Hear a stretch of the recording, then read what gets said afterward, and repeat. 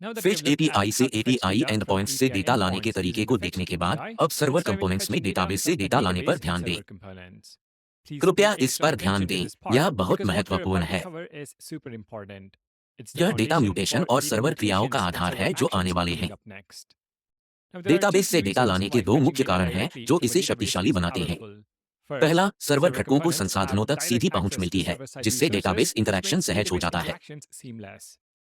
दूसरा, क्योंकि सब कुछ सर्वर पर है, हमें एपीआई रूट की जरूरत नहीं और क्लाइंट को संवेदनशील जानकारी उजागर करने की चिंता नहीं होती। डेटाबेस से डेटा प्राप्त करने के लिए हम दो सहायक उपकरणों का उपयोग करेंगे, एसक्यूएलआई और प्रिज्मा। चिंता न करें अगर आपने इन्हें नहीं सुना, मैं इसे सरल तरीके से समझाऊंगा। एसक्यूएलआई एक साधारण फाइल डेटाबेस है जो आपके प्रोजेक्ट में जानकारी संग्रहित करता है। यह सर्वर या जटिल सेटअप की जरूरत नहीं और यह सीखने व प्रोटोटाइपिंग के लिए सही है। प्रिज्मा एक उपकरण है जो डेटाबेस से संवाद करना आसान बनाता है। यह एक अनुवादक है जो आपके कोड को एसक्यूएलआई से जोड़ता है। चलो वीएस कोड पर वापस चलते हैं और सेटअप देखते हैं। मैं सुझाव देता हूं कि आप मेरे साथ चलें। पहले टर्मिनल में प्रिज्मा क्लाई को डेव डिपेंडेंसी के रूप में इंस्टॉल करें, npm install prisma-d।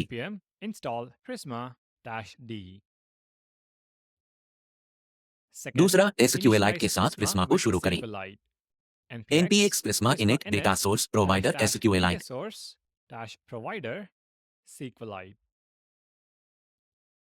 यह प्रिज्मा निर्देशिका बनाता है जिसमें स्कीमा प्रिज्मा फाइल है।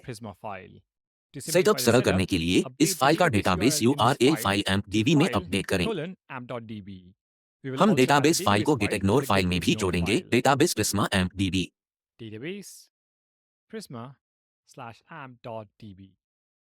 तीसरा कदम है स्कीमा प्रिज्मा में आईडी, शीर्षक, मूल्य और वैकल्पिक विवरण के साथ एक उत्पाद मॉडल जोड़ें। यह मॉडल डेटाबेस में तालिकाओं का प्रतिनिधित्व करता है और उत्पादों की तालिका के अनुरूप है।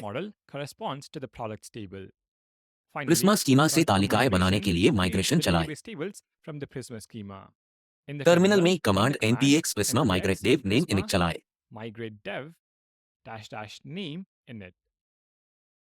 यह कमांड तीन चीजें करती है। प्रिज्मा माइग्रेशंस में माइग्रेशन फाइल बनाती है और डेटाबेस के खिलाफ माइग्रेशन चलाती है। प्रिज्मा क्लाइंट पैकेज स्थापित करती है और इसे उत्पन्न करती है जिससे हम डेटाबेस से इंटरैक्ट कर सकें। हमारा डेटाबेस और टेबल तैयार है। चलिए डेटाबेस ऑपरेशंस परिभाषित करते हैं। स्रोत फोल्डर में prisma-db.ts फाइल बनाएं। समय की बचत के लिए मैं कोड चिपकाऊंगा। आप मेरी गिटहब पर पूरी फाइल देख सकते हैं, लिंक विवरण में है। प्रिज्मा क्लाइंट को आयात करें। प्रिज्मा क्लाइंट को @prisma क्लाइंट से आयात करें। नया प्रिज्मा क्लाइंट उदाहरण बनाएं। Const Prisma new Prisma client. अगला सीड प्रोडक्ट्स फंक्शन है। यह तालिका की जांच करता है और यदि खाली है तो तीन नमूना उत्पाद जोड़ता है। उत्पाद 1, 2 और 3 की कीमतें और विवरण। अब हम CRUD ऑपरेशंस परिभाषित करेंगे।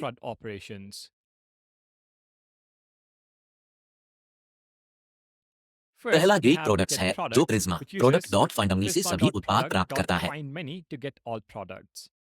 अगला गेट प्रोडक्ट है जो Prisma product dot find unique से आईडी द्वारा एकल उत्पाद प्राप्त करता है।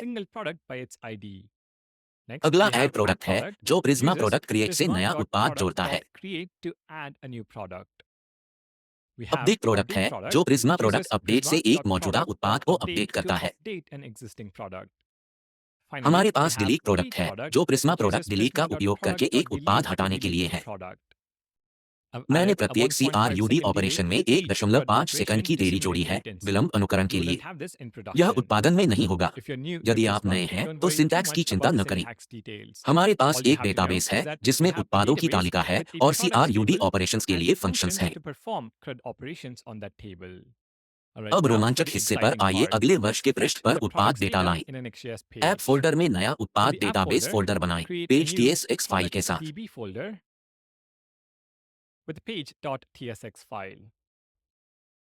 उत्पाद का प्रकार परिभाषित करें। हर उत्पाद में एक आईडी, शीर्षक, मूल्य और वैकल्पिक विवरण होता है जो स्कीमा प्रिज्मा में मॉडल जैसा है। फिर रिएक्ट घटक को परिभाषित करें। Export default async function products dB page. चूंकि सर्वर घटक सर्वर पर हैं, हम सीधे अपने डेटाबेस से बात कर सकते हैं बिना एपीआई के। प्रिज्मा डीबी केएस से गेट प्रोडक्ट्स फंक्शन को आयात करें। मैं एक पथ उपनाम का उपयोग कर रहा हूं जो स्रोत फोल्डर को संदर्भित करता है।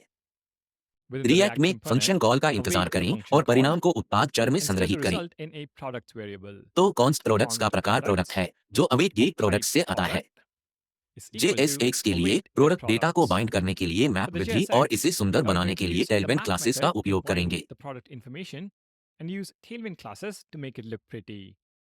मैं कोड कॉपी पेस्ट कर रहा हूं ताकि समय बचे, इसलिए प्रोडक्ट्स मैप का उपयोग कर हम शीर्षक, विवरण और कीमत बाइंड करते हैं। सूची आइटम की प्रॉप के रूप में आईडी का उपयोग करते हैं। फाइल सहेजें, ब्राउजर में प्रोडक्ट्स -db पर जाएं और आपको 3 उत्पाद दिखाई देंगे। हमारे पास प्रिज्मा और SQLite डेटाबेस है जिसमें Next.js सर्वर घटक से पहुंच है। एपीआई परत की जरूरत नहीं है। हम SQLite का उपयोग कर रहे हैं। ये अवधारणाएं किसी भी डेटाबेस पर लागू होती है। मुख्य बात यह है कि आप अपने Next.js सर्वर घटक से सीधे डेटाबेस बना सकते हैं। ठीक है, अगला हम डेटा म्यूटेशंस और सर्वर क्रियाओं के बारे में सीखेंगे।